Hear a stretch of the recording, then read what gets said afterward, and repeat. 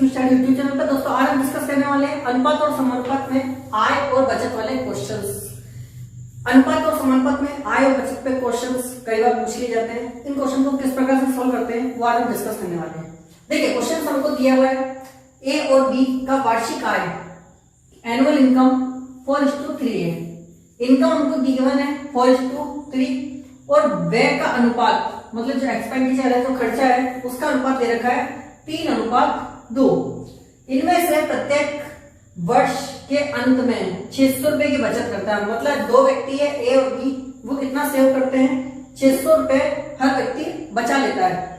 तो बताओ ए की वार्षिक आय कितनी है। तो देखिए बिल्कुल सिंपल सा क्वेश्चन होता है।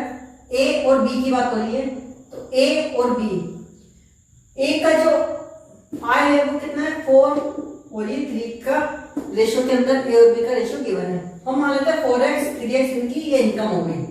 अब आगे बोला है उनका व्यय का अनुपात कितना है, एक्सपेंडिचर कितना है, खर्चा कितना है 3:2 हो गया। मतलब हम इसको y मान लेते हैं। आगे उसने बोला दोनों बचत कितने हैं तो इनकम में से इसको माइनस करेंगे तो हमारे को बचत निकल के आ जाएगी कितनी है। कहने का मतलब है ऐसा समझिएगा 4x में से 3y को माइनस करें तो कितना आ जाएगा 600 रुपए। मतलब इनकम में से जो खर्च किया आपने उसको खर्चे को निकाल दें तो जो बचेगा वो पैसा आ गया। ऐसे ही इसने इतने रुपए की इनकम है और इतना इसका खर्चा है तो सेल कितने की है 600 रुपए। तो देखो यहाँ पे भी 600 है, यहाँ पे भी 600 है। ये और ये दोनों वैल्यू आपस में क्या हो गई इक्वल हो गई। ये दोनों वैल्यू आपस में क्या हो गई इक्वल हो गई। तो x का वैल्यू एक तरफ कर लेते हैं और y का वैल्यू एक तरफ कर लेते हैं। तो इसको उधर लेकर के जाएंगे प्लस का 3y हो जाएगा और माइनस का 2y। तो इसको माइनस किया x बचेगा, कितना बचा y। तो x किसके बराबर है y के। तो इसने बोला a का वार्षिक आय क्या होगा। a ये ना इसका एनुअल इनकम कितना है वो पूछा है। तो 4x है टोटल तो x बराबर किसके y के। तो ये वाला वैल्यू यहाँ पर ले जाके या फिर यहाँ पर ले जाकर रखते हैं एक बार। तो x का वैल्यू निकाल लेते हैं तो हमारे पास आंसर आने के चांसेस बढ़ जाते हैं। देखो 4x का वैल्यू और y का वैल्यू इक्वल है तो 4x y की जगह पे क्या लिख दो x लिख दो क्योंकि x y के बराबर है बराबर 600। इतना हो गया x बराबर 600। यदि 600 यहाँ पर रख देते हैं तो हमारे पास आ जाएगा कितना 2400। ये क्या है हमारे पास में वार्षिक आय किसका ए का। तो सिंपल सा हमारे पास निकल के आ गया कि वो 2400 रुपए साल में कमाता है। बात करते हैं सॉल्यूशन नंबर 2 की। सॉल्यूशन नंबर 2 में क्या बोल रहा है क्वेश्चन बोल रहा है ए बी सी का जो वेतन है कितना है 2:3:5 है। कितना है 2:3:5 है। तो हम सबको x मान लेते हैं। आगे बोला सी का वेतन ए के मासिक वेतन से 12,000 रुपए अधिक है। मतलब सी के वेतन ये बी सी का रेशियो है।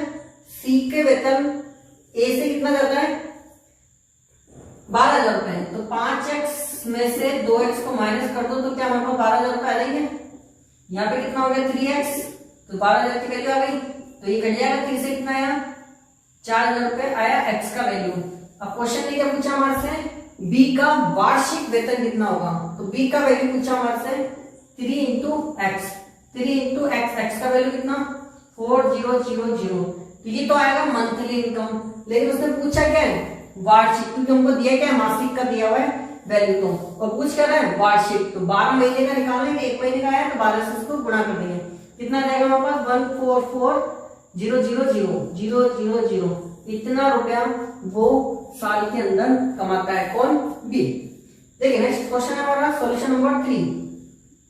सॉल्यूशन नंबर 3 बोल रहा है ए बी सी का जो वार्षिक आय है वो कितना है 1, 3 और 7 का है। इसने बोला ए और सी की कुल वार्षिक आय मतलब ए को और सी को जोड़ दिया जाए, ए को और सी को जोड़ दिया जाए तो कितना मिलेगा हमको 8x। वो किसके बराबर है 8,000,000 के बराबर। 8 से कट कर दो कितना आ गया 1,000,000। तो ये तो x का वैल्यू आया। पूछा क्या है b का मासिक वेतन कितना होगा। तो b का है हमारे पास b है ना कितना होता है b 3 है। तो 3x का वैल्यू निकालोगे तो x का वैल्यू रखता हूं 1,000,000।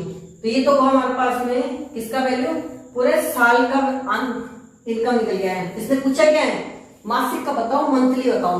तो इसमें 12 का भाग देना पड़ेगा। 3 से काट दो कितनी बार कटेगा कितने पर कटेगा 4 से कटेगा 25, 0 0 और 0। कितना रुपया कमाता है ये महीने का? 25,000 रुपए कमाता है। ये आंसर निकल के हमारे पास आ गया। तो इसमें तो पूछा था वार्षिक बताओ, साल का पैसा कितना है वो पूछा, इसलिए 12 से गुणा करा। इसने पूछा मंथली बताओ, महीने का कितना कमाता है, तो इसमें 12 का भाग दे दिया क्योंकि साल का पैसा हमको पता चल गया था। ठीक है दोस्तों, तो दोस्तों ये थे हमारे आय, व्यय और बचत पे आधारित प्रश्न जो कि अनुपात समानुपात के टॉपिक में कवर कर लिया जाता है।